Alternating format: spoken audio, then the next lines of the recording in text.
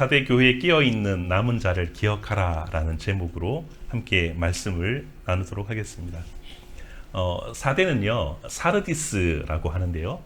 이 사르디스는 고대 루디아 왕국의 수도였다고 합니다.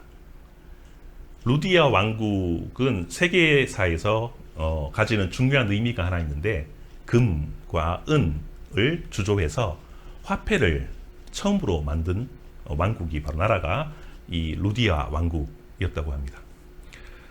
이 지역은 금이 많이 생산되는데, 로마 그리스 신화에 따르면 손만 대면 황금으로 변화된다는 마이다스가 이 도시를 지날 때에 이 팍토투스라는 강에 황금을 숨겨 놓았다고 합니다. 그래서 이로 인해서 이 지역에 금가루가 흘러나와서 사대가 부유하게 되었다라고 그렇게 이야기를 하고 있습니다. 역사적으로 사대 왕국의 마지막 왕이 있었는데요.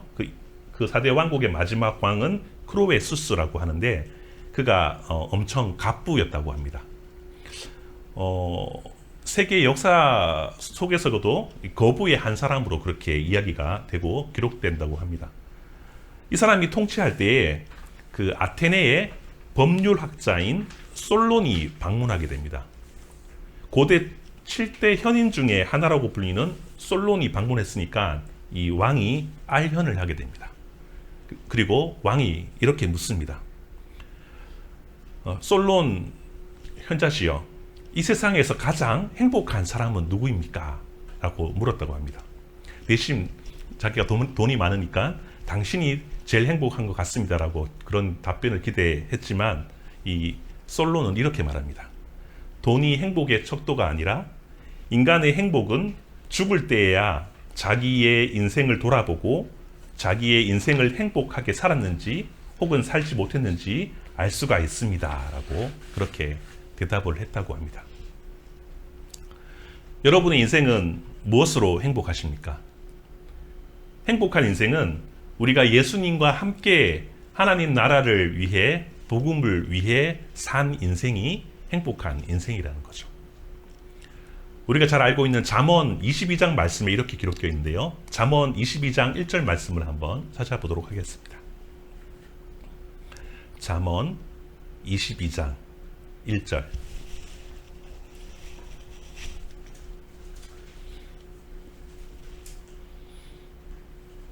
잠언 22장 1절 말씀입니다. 찾으셨나요?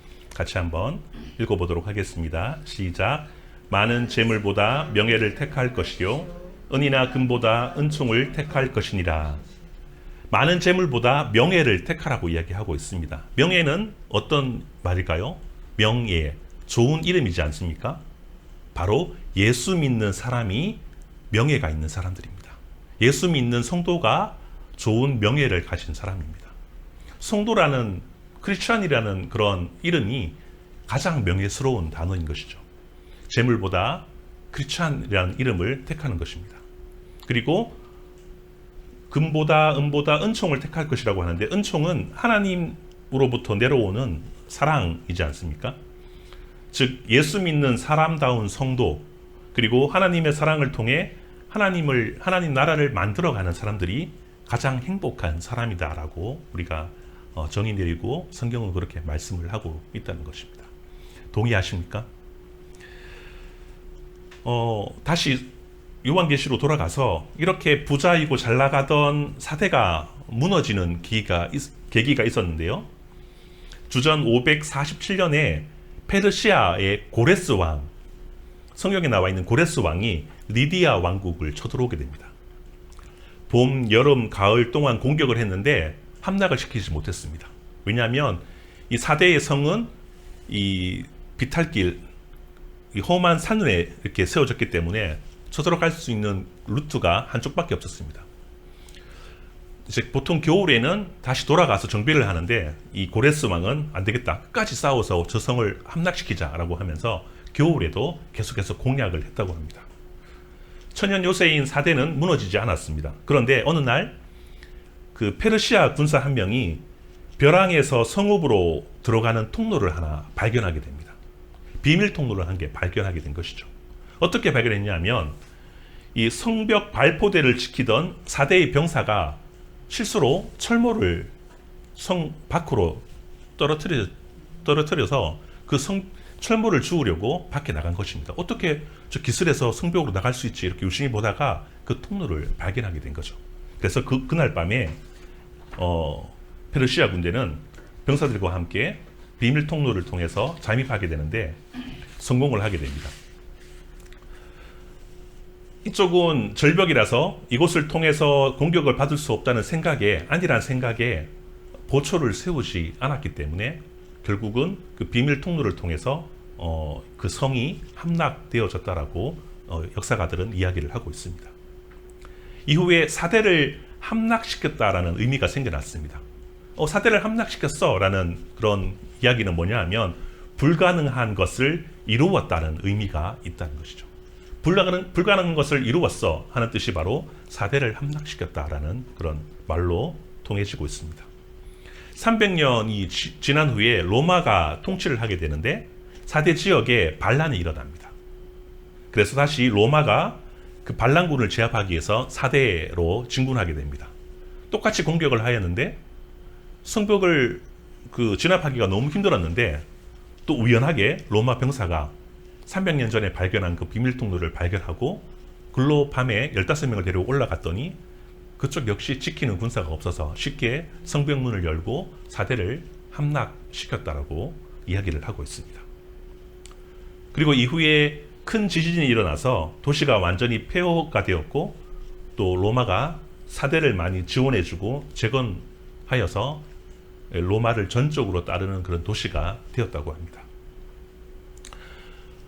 이렇듯 역사적으로 경계를 하지 않고 안일하고 게으름으로 인해서 2번이나 침략을 당해서 나라가 망했던 그런 기억이 있는 4대의 주님께서 오늘 성경에 이렇게 말씀으로 시작하고 있습니다. 요한계시록 3장 2절 말씀을 같이 한번 읽어보도록 하겠습니다. 3장 2절 말씀입니다. 시작. 너는 일깨어 그 남은 바 죽게 된 것을 굳건하게 하라. 내 하나님 앞에 내 행위의 온전한 것을 찾지 못하였노니. 너는 일깨어라고 그렇게 시작하고 있습니다. 일깨어라는 단어는 뭐냐면 영어 성경을 보면 wake up 이라고 되어 있습니다. 깨어 있으라고 얘기한 것입니다. 역사적으로 2번이나 함락을 당했지 않습니까?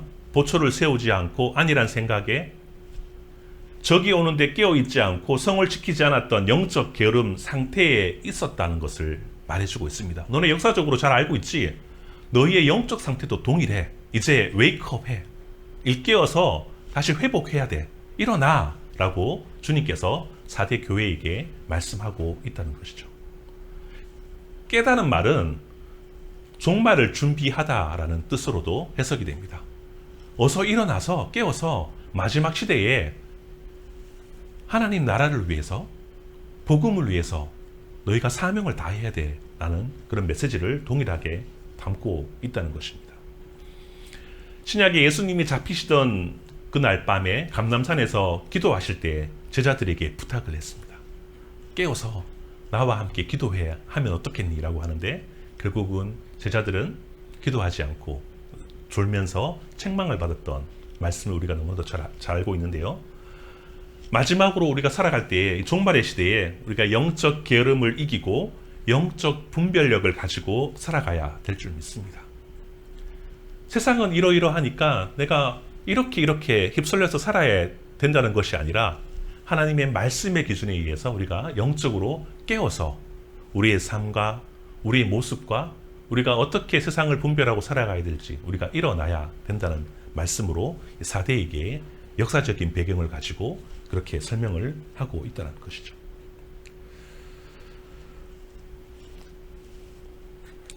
일깨어라는 또 그 다른 의미는 뭐냐 하면 불씨를 되살려 계속적으로 타오르게 해야 된다는 의미도 있습니다. 저와 여러분의 삶 가운데 성령의 불로 우리의 영적 침체를 깨우는 저와 여러분 되기를 소망합니다. 또한 복음의 불씨가 꺼져가는 곳이 있다면, 가정이 있다면, 나라가 있다면 복음을 가지고 성령의 능력을 가지고 우리가 그 나라와 그 지역과 그 민족과 그 가정을 찾아가서 꺼져가는 불씨를 우리가 다시 한번 불쏘시개로 우리를 사용해야 될 줄 믿습니다. 이어서 주님께서 사대는 그 행위에 온전한 것을 찾지 못했다라고 이야기를 하고 있습니다. 계속해서 2절 말씀 다시 한번 읽어보도록 하겠습니다. 2절 말씀입니다. 시작. 너는 일깨어 그 남은 바 죽게 된 것을 굳건하게 하라. 내 하나님 앞에 내 행위에 온전한 것을 찾지 못하였노니. 행위가 온전하지 못하다라는 것을 말씀하고 있습니다. 깨어 있어야 돼. 너 지금 행위가 온전하지 못해 라고 이야기한 것이죠. 행위가 온전하지 못하다는 것은 뭐냐면 그 속이 텅 비어 있다라는 그런 의미를 가지고 있습니다. 사대 교회의 상태는 그 속이 빈 강정과 같다. 알맹이가 없는 쭉정이 같다. 생명 없는 인형과 같다. 허수아비 같다라고 이야기하고 있다는 것입니다. 제사의 의미를 알지 못하고 소를 잡고 양을 잡아들였던 이스라엘 백성들이 껍데기만 남아서 그 행위만 하나님께 올려드렸던 모습을 보면서 하나님께서 그 제사를 받지 않으신다라고 말씀하셨던 것처럼 우리도 이 말씀에 우리가 기억해야 될 것입니다. 달리지 않는 자전거는 쓰러질 수밖에 없습니다. 비전과 도전이 없는 교회와 선교단체는 쓰러질 수밖에 없습니다. 가정에도 마찬가지로 하나님의 비전과 꿈이 없다면 가정이라는 나무가 자라나지 못할 것입니다. 온전하지 못하다라는 뜻은 또 다른 의미는 미완성을 의미합니다. 우리의 예배와 삶이 하나님 보시기에 합당하지 않는다면, 즉 대충 예배를 드리고 해치웠다면, 혹 교만한 마음으로 예배를 드리고 헌금을 드렸다면, 교회의 사명을 감당하지 않았다면 그것은 온전하지 않다라는 것이죠. 예레미야가 이렇게 말씀하고 있는데요. 예레미야 48장 10절 말씀도 한번 찾아보도록 하겠습니다. 예레미야 48장 10절 말씀입니다.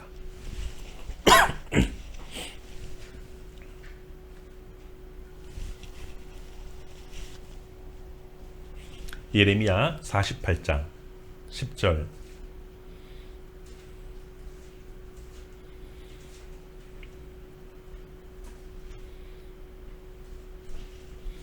찾으셨나요?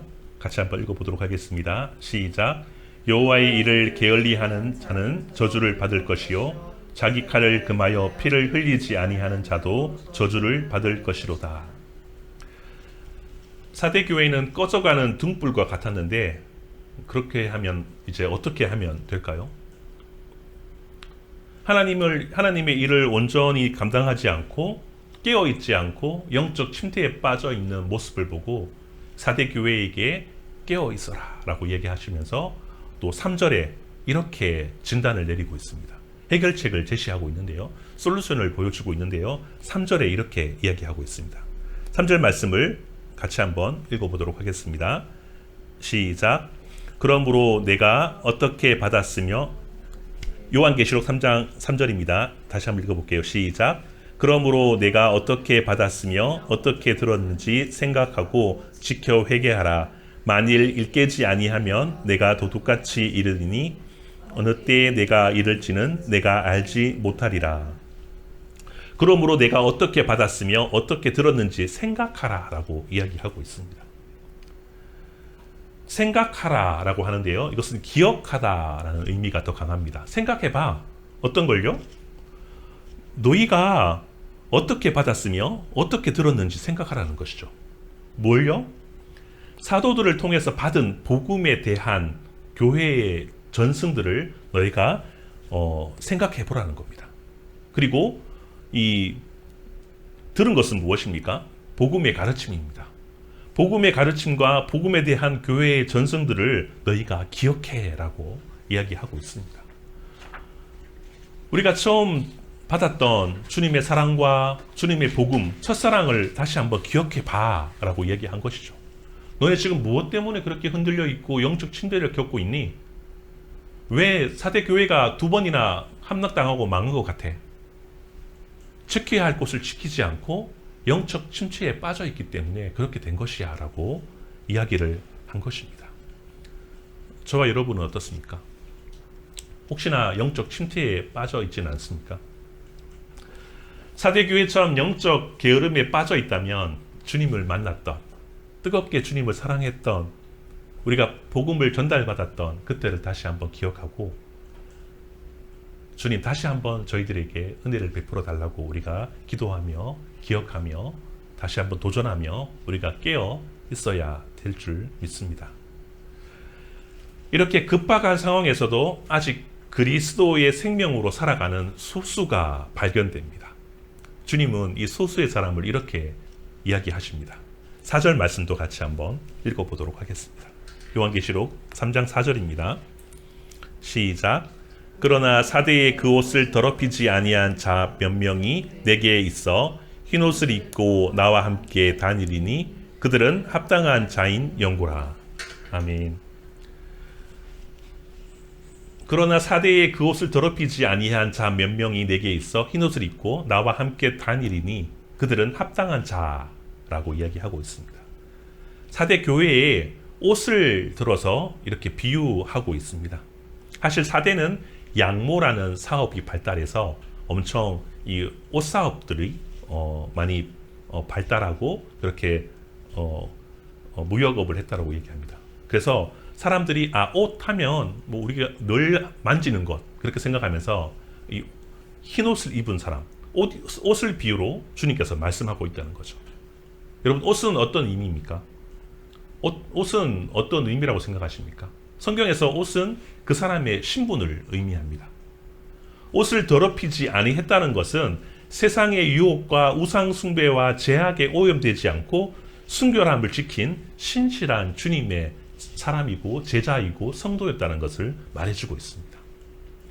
특별하게 요한계시록에서 흰옷을 입는다는 것은 순결하고 거룩하고 명예롭고 승리를 의미하고 있습니다. 흰옷 입은 백성, 순결한 백성, 그런 백성이 남아있다라고 이야기를 하고 있다는 것이죠. 사대교회가 비록 지금 나라가 2번이나 망하고 그리고 어려운 일들을 겪었고 사람들이 그것으로 인해서 영적 그런 자각을 하지 못하고 힘들어하는 가운데서도 하나님의 말씀을 기억하고 순결을 지키고 하나님의 나라를 위해서 살아가는 사람들이 흰옷을 입고 지금 있다라고 이야기하고 있다는 것입니다. 오늘날 패션의 시대에 그런 흐름과 트렌드를 넘어서 우리는 주님께서 우리에게 말씀하신 주님의 한결같은 그런 트렌드를 입고 다녀야 된다는 것입니다. 세상은 시시각각 변하면서 유행이 시시각각 변하지만 변하지 않는 유행이 있다는 거죠. 바로 거룩하고 순결한 하나님의 옷을 입고 살아가는 주님의 백성이라는 것입니다. 오염되지 않는 바로 흰옷이라는 것이죠.